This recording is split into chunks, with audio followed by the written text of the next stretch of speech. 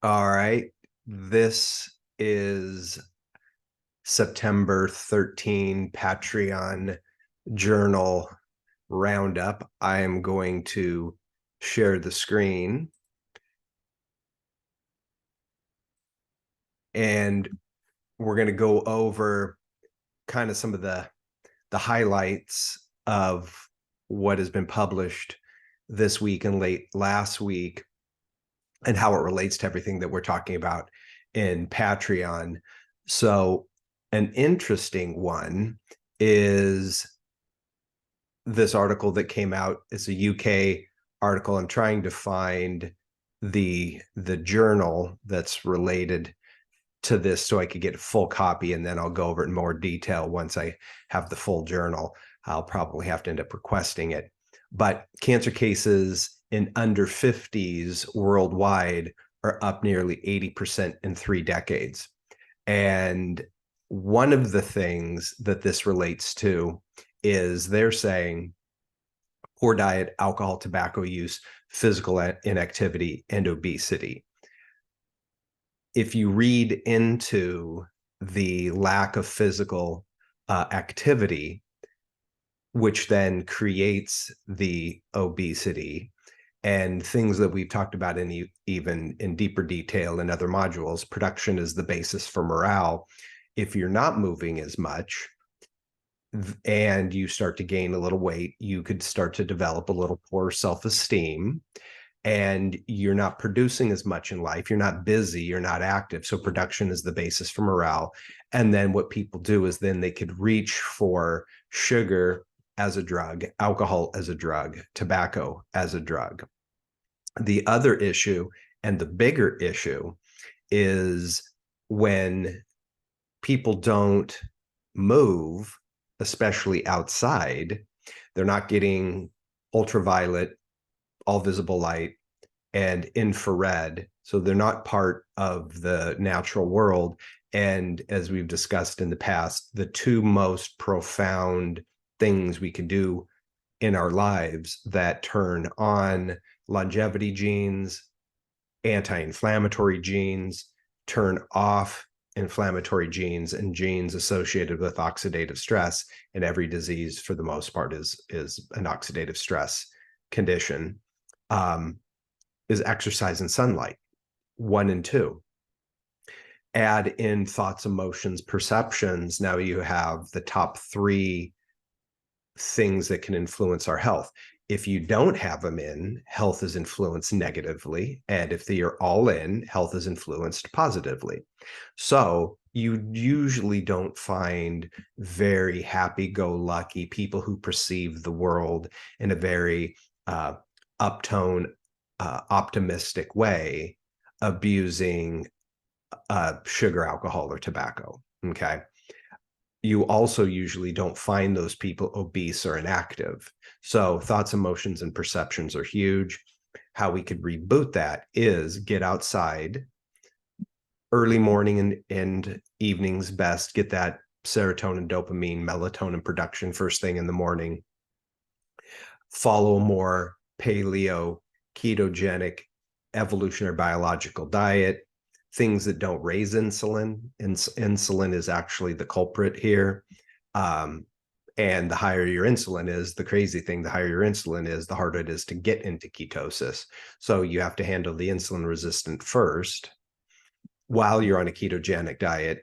And don't be obsessed if you're not getting into ketosis. And then eventually, once the insulin resistance is reset, all of a sudden your body will start producing more ketones. It's kind of just inverse related. Insulin, ketones, and as that goes down, the other one will come up. So the number of cases worldwide of those under 50 is increasing. And I think the percentages, it grew by almost 30%. That's huge. I believe and it says right here, excuse me, since the 90s, if you look at right around 1995, cell phones and personal computers became smaller and more cost effective to own. And once that started, people began to use the outside world less. and the computer became a fun item as well as a work item, and people on the cell phone as well. It allowed them to do things indoors more. And then we're seeing that epidemic. So every disease there is, and real fast, I don't think this was predicted to level off.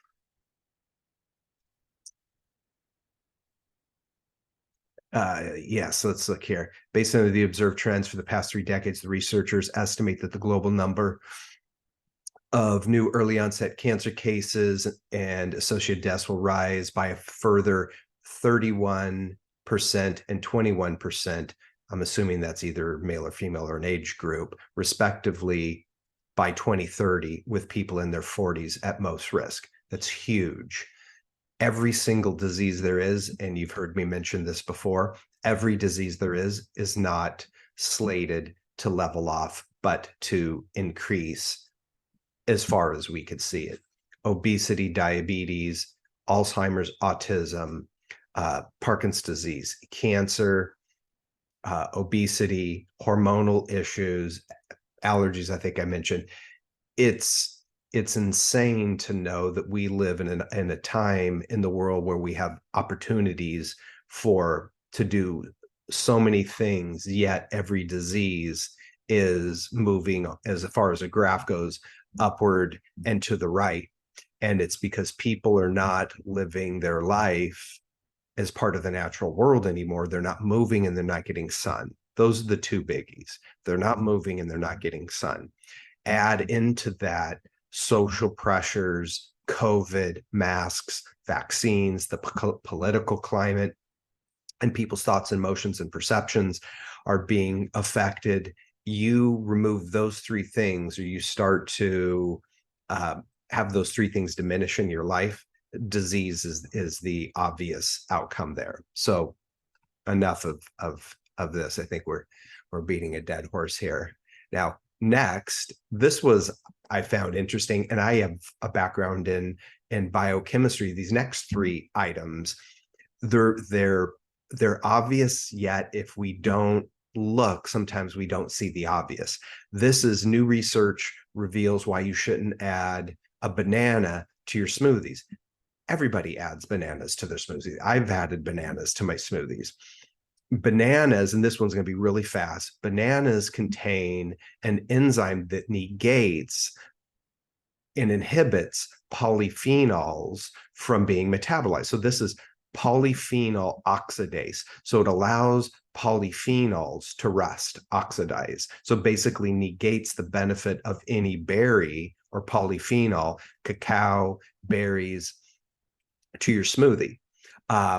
So the simple trick now is just don't add bananas to your smoothies, especially if if it's only bananas, then you just add bananas. But if there is anything that would contain a polyphenol, cacao, raw chocolate, and berries for the most part,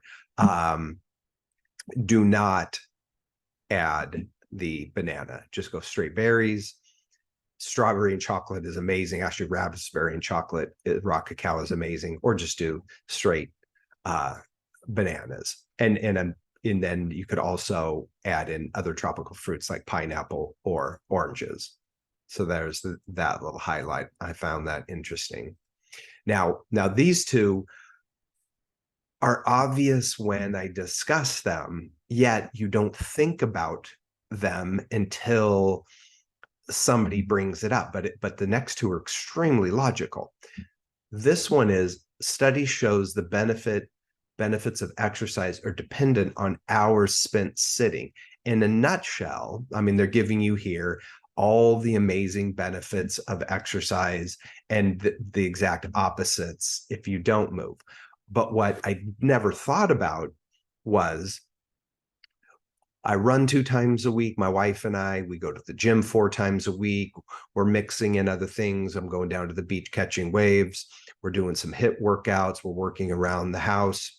So you think about, okay, all the benefits that you get from working out. What this study showed is that leading a sedentary lifestyle, you actually created a deficit. So if you go to work and you're sitting 8 hours a day, you're moving into the minus category. Let's say you start at a 0 when you get up and you move to -5. Then you leave the office and you go to the gym and you work out. You may only get up to you may get a +4 from the workout, but it still leaves you at a -1. So even though you worked out, if you didn't work out long enough, hard enough, you're never even making up for the negative you're creating by sitting all day. So the journal, now it didn't give the time that you need to work out to create a balance, but their main suggestion was get up every hour and a half or so, and go do something. Do some jumping jacks, run down the hall, climb some stairs, do something, do some push-ups, anything that you can do, but get up out of your up from away from your desk and move just for a little bit every hour throughout that 8-hour day. Then when you do work out, you're starting at a plus point. Or you're going to need to, again, I haven't read the full journal. I'm trying to access that as well. Or you need to really work out long and hard to make up for the difference of the 8-hour that you're sitting at the desk. So the simplest thing to do would be just to get up and move throughout your day and then continue to go to the gym. And it makes no difference whether you went to the gym in the morning and then sat for 8 hours a day, you still got into that negative, or you worked out after the gym. The main point is we have to move more and sit less in order to get the fullest benefit from the exercise you're doing. Okay. And if you could do that outside in the sunlight, even better. That would be amazing. And then the last one, this one again, extremely logical, but until you start talking about it this way, you don't really think about it. Growing evidence supports the protein leverage hypotheses as a significant mechanism driving obesity, study finds. The narrative of eating less animal protein, going more vegetarian and vegan, is driving a diabetic and obesity movement. I've known about this for years, but I didn't look at it this way. If you remove your portion of animal protein off your plate, you're going to fill it with something because you need to eat or you're going to be hungry. What do you fill it with? You're going to fill it with sugar or starch, pasta, rice, potatoes, corn, fruit, something that's got a higher glycemic index than animal protein, something that's going to raise your insulin level up. And so just by removing that animal protein, you're leading to increasing weight gain, increasing blood sugar, increasing triglycerides, and gaining weight and increasing your risk of cardiovascular disease. Do your own research and try to find a carnivore-based diet raising triglycerides, or that a carnivore paleo ketogenic diet is more prone to create diabetes or cardiovascular disease or obesity. You won't. Those foods are lower glycemic index. Cholesterol is not linked to cardiovascular disease. Oxidized LDLs and triglycerides mixed with glucose, high glucose and insulin, blue light, all of those things build the cardiovascular disease. It isn't one item alone. It isn't just cholesterol or LDL or just a triglyceride. You need to have inflammation. That's why they measure C-reactive protein. If something's active, you're going to see active fibrinogen. You might see high elevated A1C, glucose, triglyceride combination. Those are the things that are creating the cardiovascular disease. High cholesterol without the presence of a C-reactive protein or fibrinogen, you're not creating the cardiovascular disease. It's not being taken place. And then if the HDL to triglyceride ratio is below 1.5, 1 to 0.5, there is no you're not creating the environment, especially if there's low to no, C-reactive protein below 0.5, you're not promoting cardiovascular disease. And you add into that sunshine and exercise, that person is not a candidate again for cardiovascular disease, diabetes, or obesity. So you can't separate the pieces from the whole. I talk about that a lot. It's the totality of everything we do or don't do that creates disease and ill health. If your lifestyle is connected to nature, we were designed to move, we were designed to be in the sun, we were designed to eat animal protein, we were designed to be social. You have those things in, you're less likely to develop any type of ill health. If you're more isolated, your thoughts and emotions and perceptions are very pessimistic, you're not connected to the outside world, natural light, or movement, your life is more sedentary, you're eating a diet high in starches and sugars, then you're more prone to all types of ill health, from autoimmune disease, diabetes, obesity, Alzheimer's, Parkinson's, allergies, asthma, anything that you could think of. So in conclusion for today, get more natural sunlight in your life, get more movement in your life, get up. If your career has you sitting a lot, just get up and mix some exercise and movement into your day. Look at your meals and see if you are denying yourself animal protein and replacing it with more carbohydrates. Switch it back. Make protein the star of your meal and have some, a little bit of vegetation. Try to keep the sugary things down, the pasta, the rice, the potato, the corn, and fruit, especially fruit. Most of you guys know me. I'm not a giant advocate of fruit. Fructose has been linked to high insulin, and high insulin increases your risk of every disease there is. So we want to keep that down. Move, sun, more opportunistic or optimistic thinking. The book, The Daily Stoic, is an amazing book to read. Daily writing affirmations is incredible. I don't think I could do one more if I have this. Let's see here.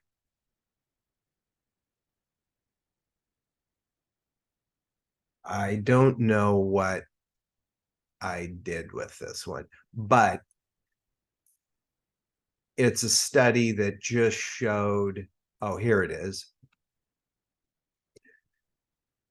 Night owls beware, staying up late tied to increase diabetic risk. People who stay up late usually have higher increased artificial light at night, which raises your insulin and sugar level. It disrupts your circadian rhythm. It creates oxidative stress, and the oxidative stress creates disease. Health is simple. If you look at just the things that I talked about right now, the more you're connected to the natural world, decreasing oxidative stress, the more you are trying to overpower the natural circadian rhythm of nature, the light and dark cycle, you're more prone to oxidative stress. You're more prone to elevated blood sugar, inflammation, and insulin driving disease. So if all people did was live a life more connected to nature, get up around the time the sun comes up, see the morning sun, move, go to bed not too far after it gets dark, don't have a lot of artificial or no artificial light on at night. Eat a more evolutionary based diet, which is a more animal protein based diet with some cruciferous vegetables, a little bit of polyphenol if you choose, high FODMAPs, FODMAP, sugar foods that promote great microbiome health. For instance, asparagus, lentil is fantastic, avocado, artichoke, things that promote great health, cruciferous vegetables, spices of all kinds. Health is simple. Disease actually is just as simple to create as health. Just do the opposite of living a life connected to nature, and disease will happen really easy. Live a life connected to the natural world, and health is just the predictable outcome. You're not doing something to create health. You're doing something that is health. You're just living a life you're supposed to live. So you're not even doing things that are like, oh my gosh, if I do these things, I will be healthy. You're doing logical things that humans have been doing for 2.8 million years, other than since the 90s, the mid 90s. Then we dropped it out, and now we're getting sick and dying. All right. Enough of that. You guys have yourselves an amazing day. I am going to stop sharing the screen, and we will talk very soon. Bye-bye.